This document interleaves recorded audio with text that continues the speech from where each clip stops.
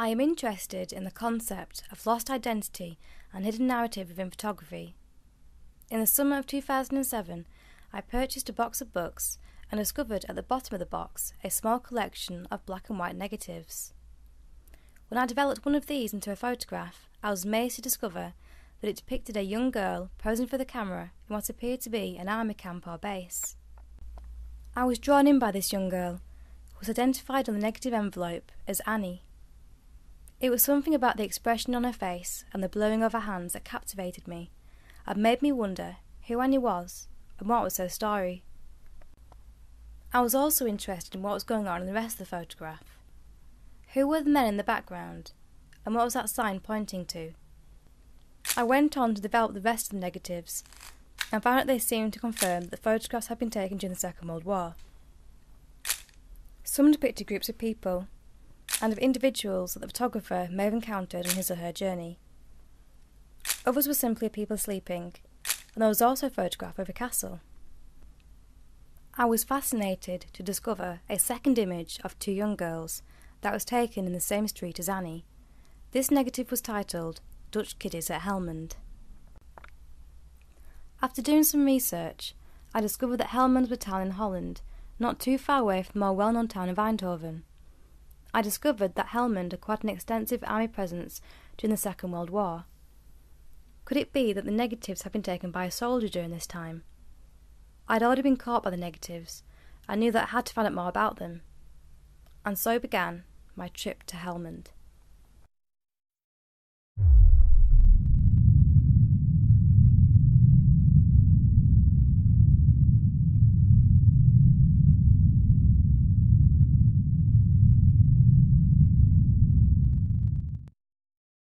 The plane lands at Amsterdam Airport at 12:25 their time.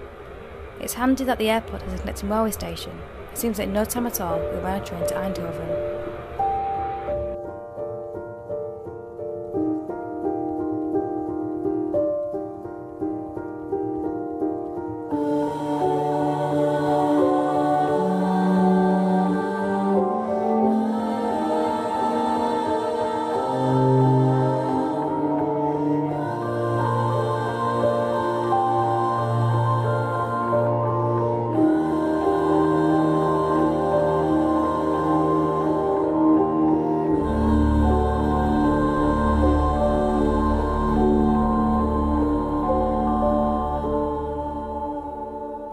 We arrive in Eindhoven at 2:46 p.m.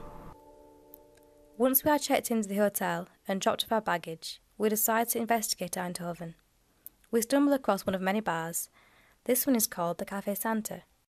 We get talking to two men at the bar, who later introduce themselves as Hendrik Jan Rijmakers and Danny Michael van der Toorn, and the barmaid also joins in our conversation.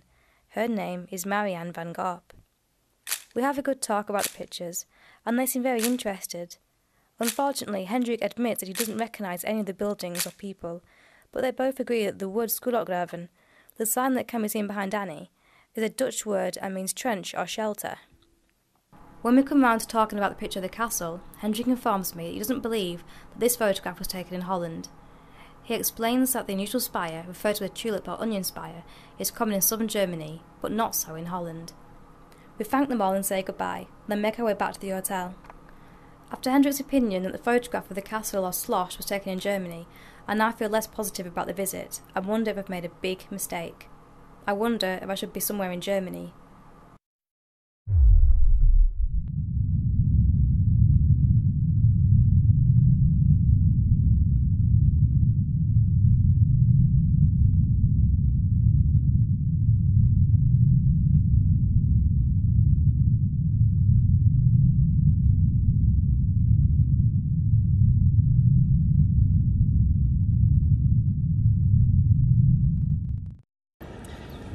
Very excited now. Just found out that I'm on the right track. The man that we were talking to in there actually lives in Helmond, and he recognised the building where the Dutch kiddies were. And apparently it's now a high school, and it's still standing, so I'm going to be off there. And it'd be so great to sort of see it and take some pictures there. and also the building, the castle building. He knows where that is too. That's called Castle of Croy, a town just north of Helmond. So I'm going to go there. It's all looking up now, complete opposite to yesterday. I think it's going to be good. The staff kindly prints off a map of Helmond and Ryan marks an X on the map where the school is. It's amazing how things can change. At 11 AM we were on a train, and within 12 minutes we arrived in Helmond. Referring to the map, we reached Molenstraat and kept our eyes peeled for the old school. After about 2 hours, we realised that our search was coming to a pointless end, as no buildings matched the description, so we continued to walk back and forth from Molenstraat in the hope that we will eventually recognise the building.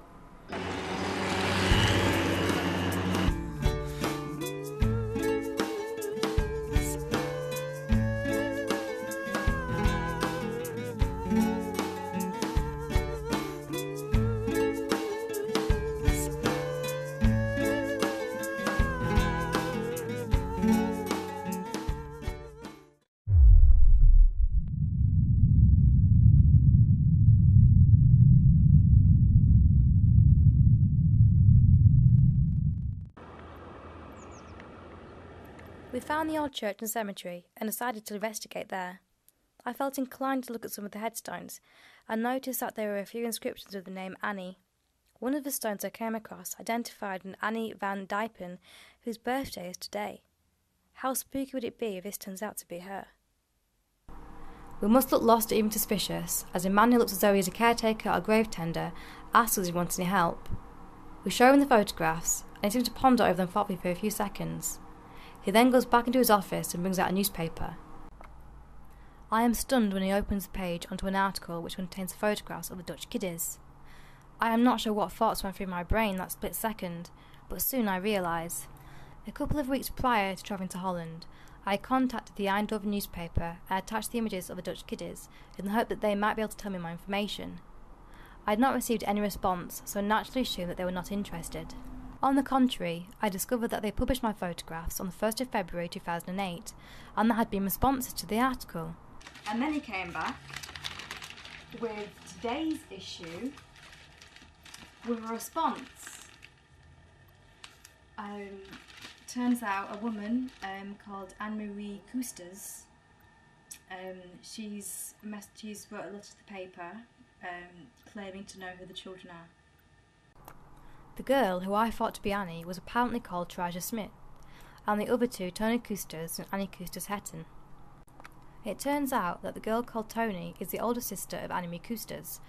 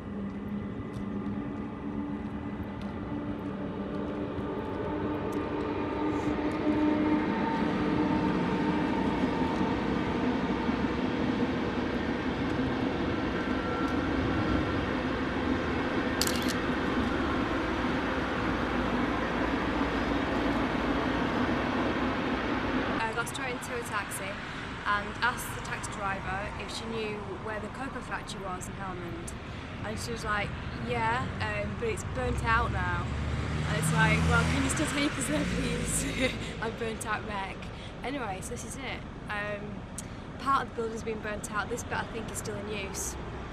But just having a look at the windows and comparing them to the pictures, I think this is pretty good. I think this could be the building. I proceed to take some photographs, in the position which I think is the most promising place to where the original photographs were taken.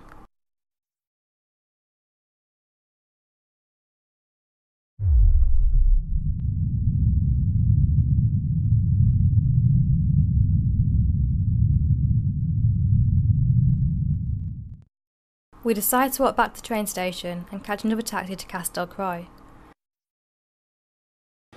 building behind me is Castle Crowe,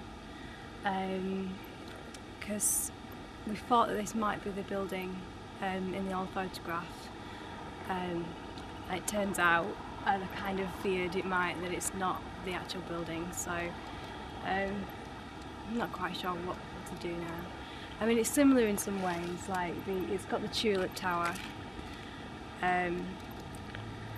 but basically it's not the same building, so I tried. You know, the man yesterday said that he thought this was the same building, but obviously it's not, so.